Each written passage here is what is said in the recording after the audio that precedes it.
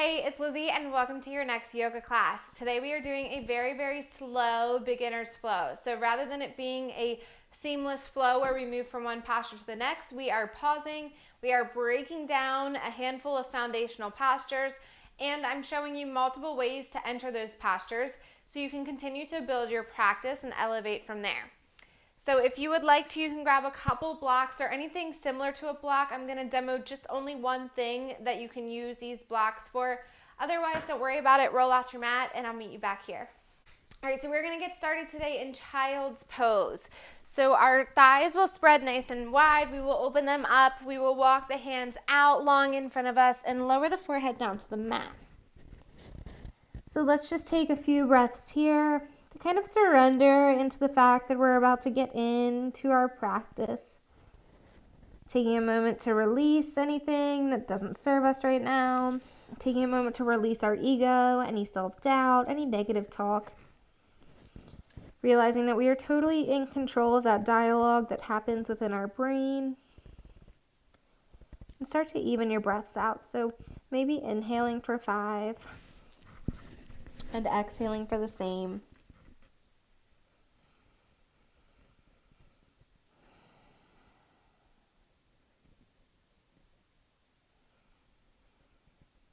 And then keeping the arms out long in front of us, we'll start to shift that gaze up, shifting forward to our tabletop. So today, tabletop is our posture that is going to be our main transitional posture. So just to warm up the spine a bit, we'll inhale for cow pose. So the belly will drop, the chin will lift, the heart will lift. Exhale, push into the hands to round through the spine, doming out the back. Cat pose. Inhale, belly drops, chin lifts, heart opens. Exhale, round through, pull the belly into the spine, dome out the back. Continue one more round. Inhale. Exhale, dome it all out. Let a little bit more go. Take a moment here to shake the head out, yes and no. And let's just talk about our foundation in this pose. So we have our fingers spread out nice and wide. So take a moment to look up here at me. Rather than keeping our hands flat on our mat and dumping the weight into the heel of our hand, we want to really grip our fingertips into the mat, not our nails, but the pads of our fingertips into the mat, almost like we're preparing to grip if we're falling forward or holding ourselves up for that stability. And then we want to also use the pads of our hands to grip down. So the pads of our hands are pushing down along that bridge. Then we have the bottoms of the fingertips pushing into the mat. So we're really creating a strong grip here. And then the fatty part of our thumb is pushing down into the mat. And we still have a little bit of weight in this heel, but it's not our entire body weight being pushed into the heel. So a couple things with that. The fingers are spread nice and wide. And then we'll continue to build up here. So then we have our wrist right under the elbow, and then our elbow right under the shoulders. So today I'm going to refer to our triangle for our gaze quite a bit. What I mean by that is that if we're looking down at our mat right now with our hands where they are, think of your hands as the base of a triangle, and then the point that's up above the hands, in between the hands, is where your gaze should be. So when I say let's find our triangle gaze, that's what I mean. I want you to look out in front of you, and by doing that, we keep our spine long, our cervical spine long, and we keep our neck long. So we're not kind of hurting ourselves in the long run by keeping our gaze where it shouldn't be or crunching things that shouldn't be crunched. So we have that. And then another thing I want to point out before we begin or really get into these postures is the rounding through the shoulders. So if you take a moment to look at me, you can see that I'm pushing the mat away from me with the hands. My arms start to really strengthen and everything is stacked like I just talked about. And then you'll see that my shoulders are rounding. If you really can't tell what that means, I'm going to drop them down, kind of deflate them where they shouldn't be. So if you can see that significant difference, now I'm just kind of sinking in with the bridge across my back and putting more weight into my wrist, and instead of just kind of elongating through and finding the strength stacked throughout my arms. So I'm rounding through the shoulders. Now I'm dumping, rounding, dumping, rounding, dumping. So keep that rounding through the shoulders when we're finding these active postures when we're holding ourselves up. And now we're going to move into our downward facing dog. So keep those fingers spread wide. Keep that grip that we just talked about. Keep those shoulders rounding. Belly's going to pull into the spine. Let's tuck the toes here. So now we have the bottoms of our toes pressing against the mat. We're going to push into those toes, push into the hands, and then send the hips up for downward facing dog. So let's set up our foundation here. We have our fingers, as we already talked about, spread. Even though we're kind of distributing the weight differently than our tabletop, we still are pushing those fingertips into the mat. Our heels are reaching down to the earth, but no big deal if they don't get there. We've got a micro bend in the elbows, so we're not locking out our elbows. Same goes for our knees. Take as much of a bend in the knees as you need to here. And then our gaze will go up towards the thighs. By shifting that gaze towards the thighs, we start to really dip the head in between the arms, allowing ourselves to send the hips and the booty up to the sky, creating an upside down letter V with our body. From here, shift your gaze forward to the hands, bend into the knees, and take as many steps as you need with the knees bent as much as you need to step the feet to meet the hands, bringing the toes behind the wrist. This is our Uttanasana, our forward fold. While we're here, we'll go over a couple things with this. We want to shift the weight forward into the balls of our feet, and then if we need to, we'll grip those toes into the mat just as we do with our hands and our fingertips. So by shifting the weight forward into the balls of our feet, we start to stack the hips over the ankles. We let the crown fall heavy, so that's the top of the head. We let the head fall heavy here, and we start to really find that deep release through the hamstrings, up and down through the shoulder blades and the neck. So from here, we have a few options when we find our forward folds. We can just let the head and the hands fall heavy. Sometimes we can just draw the hands behind the lower back to open up through the shoulders. Again, we want to keep, wherever we go with this, we want to keep the weight shifting into the balls of the feet. So if you do nothing this entire time but bend in the knees so you can keep that weight shifted into the balls of the feet, I'm okay with that. So we can, again, interlace the fingertips behind the back. We can reach behind the head and grab opposite elbows. Be mindful that we want to keep those arms and biceps behind the ears, behind the head, or at least in line with the ears. We don't want it to be crowding the face because then it's not really serving us. By grabbing the opposite elbows, we start to open up through the shoulders and the chest a little bit, so keep it behind the head. We can rock side to side. And another thing to be wary is if you're super flexy, you might not need that bend in the knees, but we want to keep a micro bend in the knees rather than locking out the knees and hyperextending, because we want to protect our ligaments and our muscles, and by doing that micro bend in the knees, we are kind of giving that cushion that we need to do so. Feet are hip distance here, lastly. If you look up at me, you can see that I'm taking my knuckles and bringing them together. This is a good guide for bringing your hands in between the feet to kind of figure out where your feet need to be if you're ever unsure of where your hips and your feet are when we say hip distance apart. On an inhale, we're going to rise up, arriving at the top of our mat. We are going to move into our Sun Salutation A next. So Sun Salutation A is breath to movement. So we inhale for one pose, we exhale to the next. We are going to take our time, we are going to break it down, and we are going to enter it in different ways. So while I will cue the breath, don't stress yourself about the breath right now, but as you continue to grow your practice, try to work on bringing that breath to movement into your practice. Also, something to be noted is that we are going to build our foundation from the ground up today. So I don't want you to see this as weakness or not being advanced enough or not being good enough. This is really, really great that you're taking the time to build this foundation so that you can properly enter this pose without thinking about it when you start to build your practice and when you start to build the speed and you start to build the breath and the postures, because that now you're not going to hurt yourself later down on the road, or now you're going to be able to really properly expand on certain openings and certain strength factors of these postures, and you are going to know that you have a solid foundation and you're doing it correctly. So this is really great to just slow down and take the time and figure out, even entering in different postures, what will help you with growing your practice. So we're going to go ahead and start with Urdhva Hastasana. Inhale the arms up. Super simple pose, right? But everything has so many little nooks and crannies when we practice our yoga postures.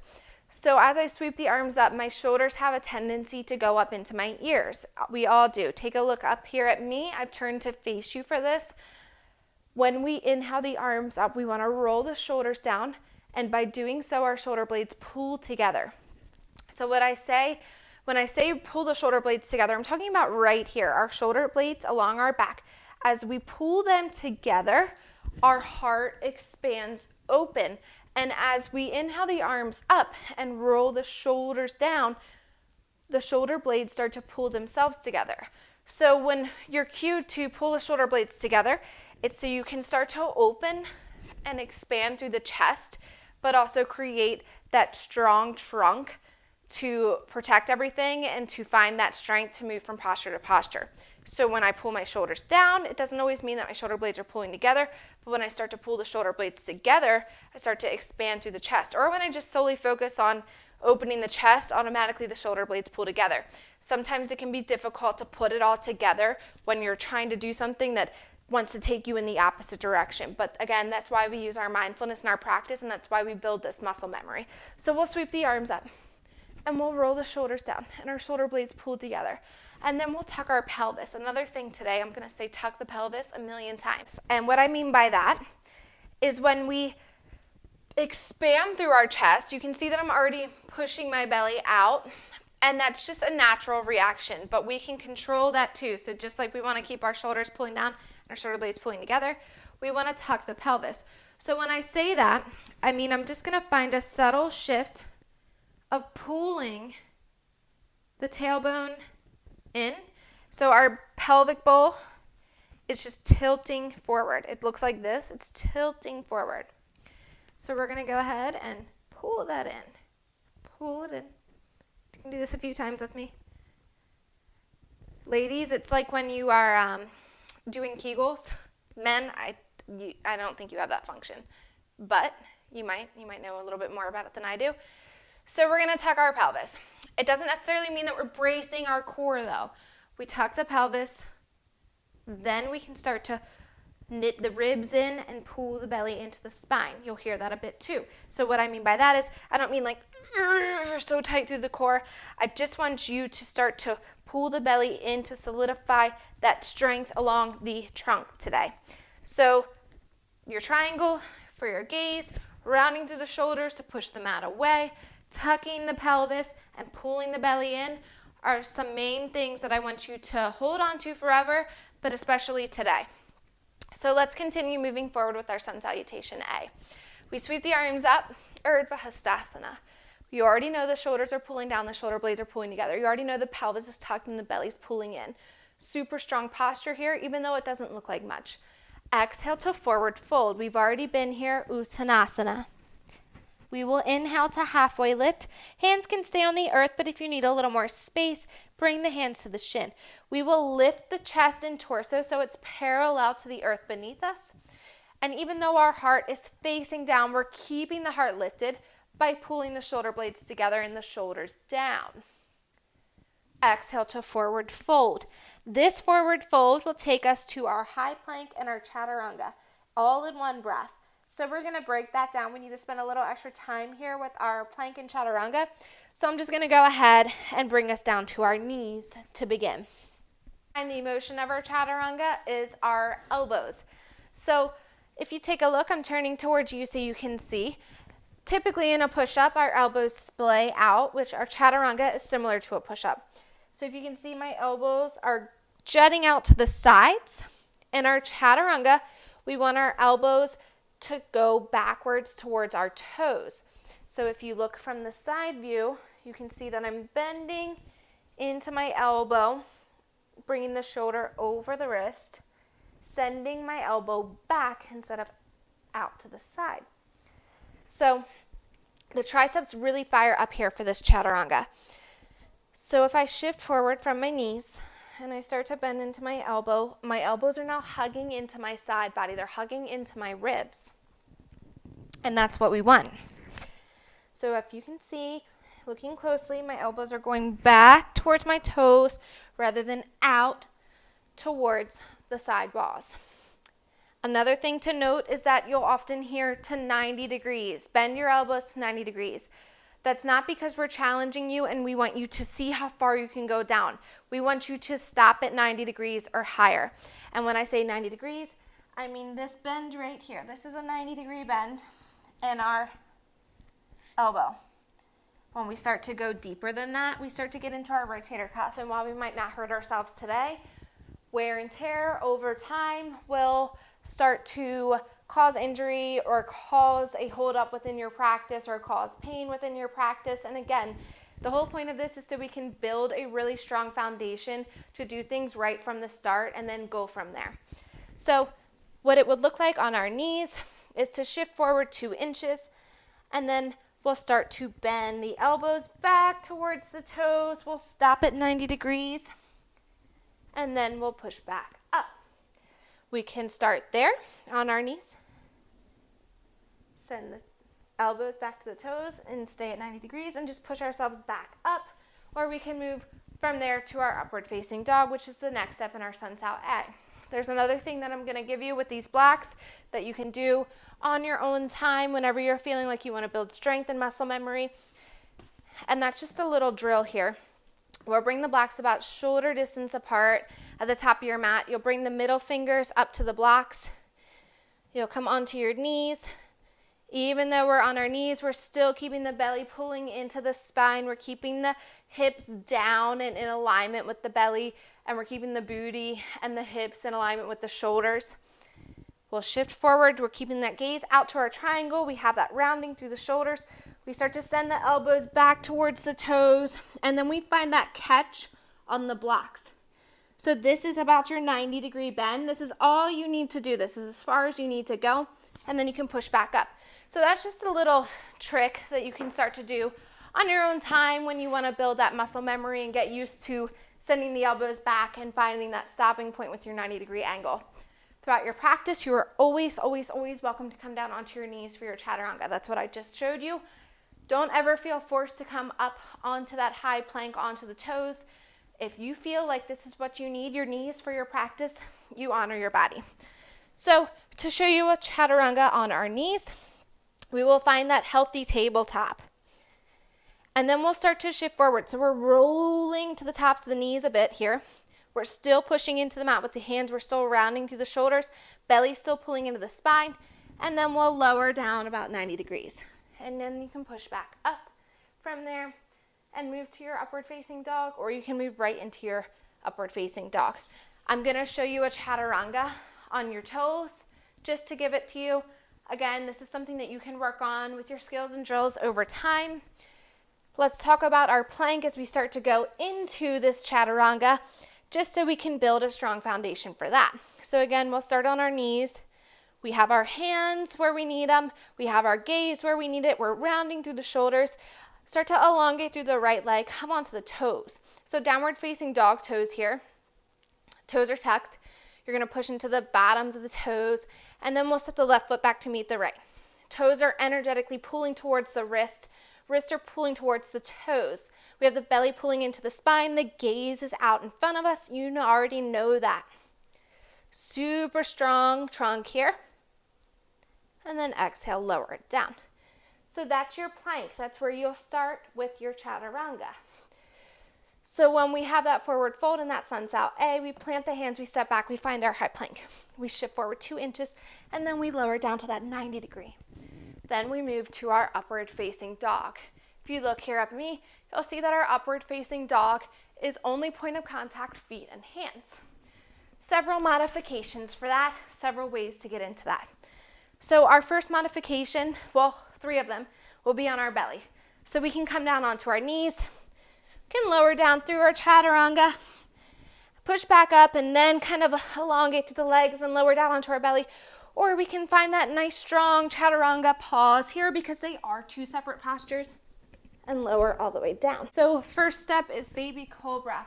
We'll bring the elbows under the shoulders, hands out in front of us, taps of the feet push into the mat. So this is essentially it. I have my shoulders over my elbows. I'm actively pulling my crown in front of me and above me. My spine is long, my heart is opened. Second option is to bring the hands outside of the edges of the mat. You can spider the fingers here, and then we'll lift up, straightening through the arms. We don't have to lift very far, expanding through the heart space. And third option is to bring the hands down by the ribs, push into the tops of the feet so you start to feel the knees lift, the quads are engaged, and then push into the mat for your cobra. So here, again, spine is long. I'm not dumping into the lower back. I'm not adding pressure to the lower back. And if I am, I start to back off a little bit. Shoulders are pulling down, heart's opening. So however you want to open your heart, or again, we can find the upward facing dog. Shoulders over elbows over wrists. You know the rest. Shoulders are pulled down. Shoulder blades are pulled together. Quads are turned on.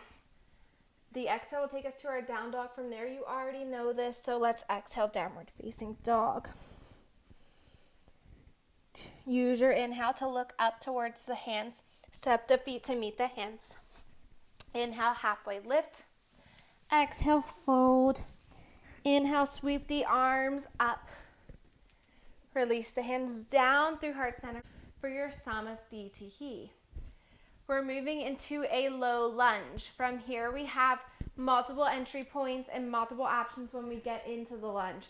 So exhale to forward fold. We're starting with the right foot forward. Step the left foot back. Lower the left knee down. Left toes untuck.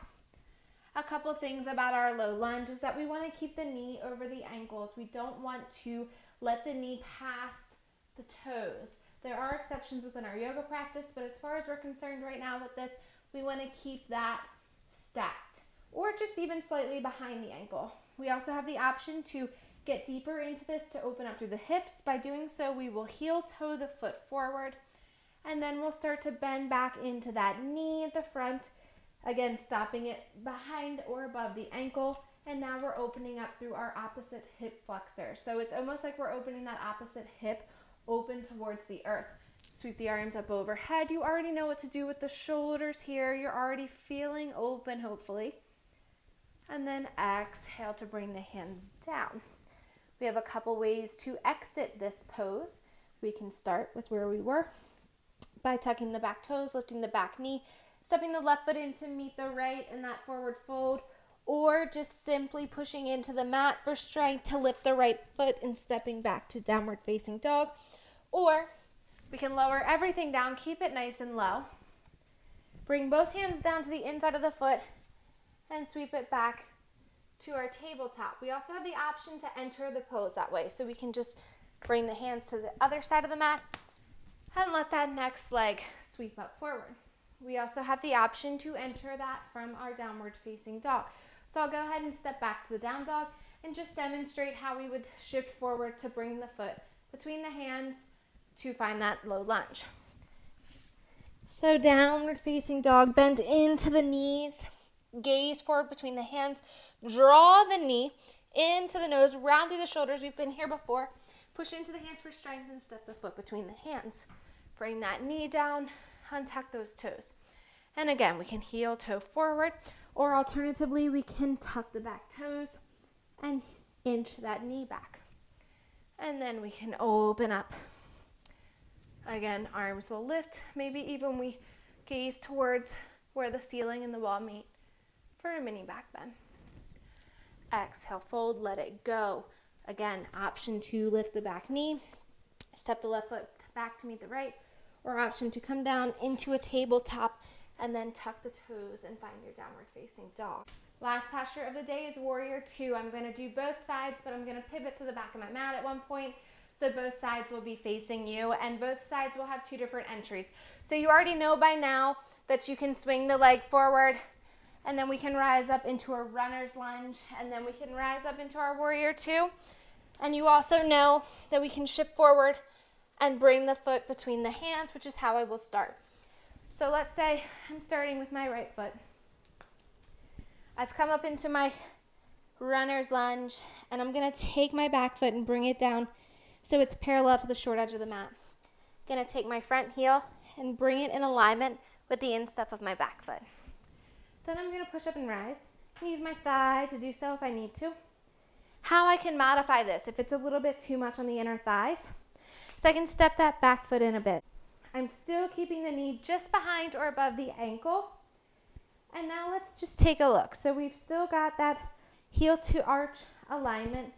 And now we're gonna look down at our knee. Our knee should be tracking over the second and third toe.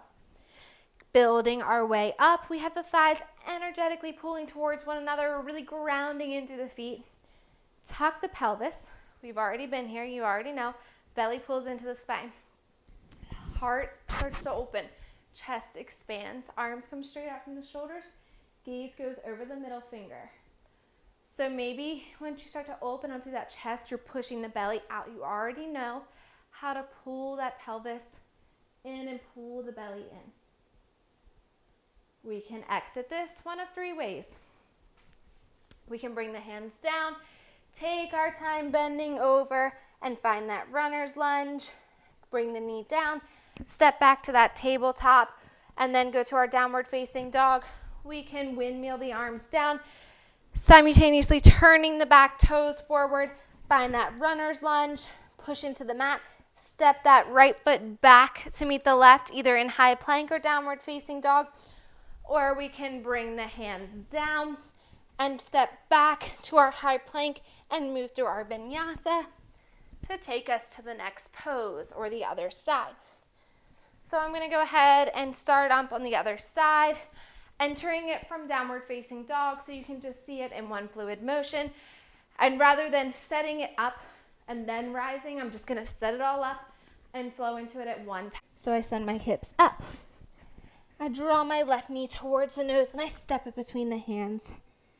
And then I will sweep everything up, simultaneously turning that back foot, pulling the belly in, tucking the pelvis, bringing the arms straight out and taking that gaze forward. Eventually, as we start to grow our practice, maybe we get a little bit deeper into the pose. We automatically go into that nice long lunge. But again, as we grow, we start a little bit shorter and then we move out. I'm going to exit this with a windmill and step back to my downward facing dog. Again, you already know the steps to find different ways to enter and exit, but just so you can see, I'll take a deep inhale and then exhale to windmill the arms down and step it back. Shift forward, find your high plank if you flew with me just then, and then send the sits bones down. Find a hero's pose, we're on our shins. Close the eyes here. Start to just release any controlled breathing. Release the tongue from the roof of the mouth. Take a moment to send yourself gratitude. Gratitude for showing up today on your mat, putting in the work, for finding your practice. Gratitude for building your foundation and growing from there, from building the most solidified foundation that you can build. For dismissing the ego, or recognizing when the ego comes and then dismissing it from there.